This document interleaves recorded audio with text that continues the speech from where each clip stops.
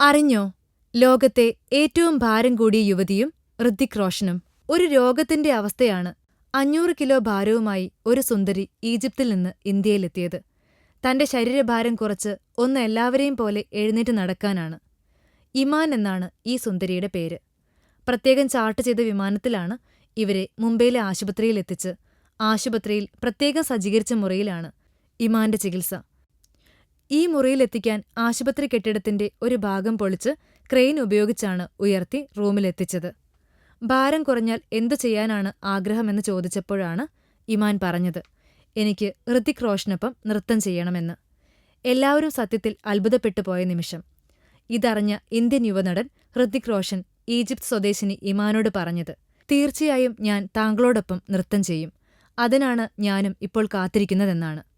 ഇമാന്റെ ചികിത്സയ്ക്ക് 1 കോടി രൂപയാണ് ചിലവ്. അതിലേക്ക് 10 ലക്ഷം രൂപ ഋതിക്കിന്റെ അമ്മ പിങ്കി റോഷൻ ഇമാന് എത്തിച്ചുകൊടുത്തു. വളരെ നല്ലത്.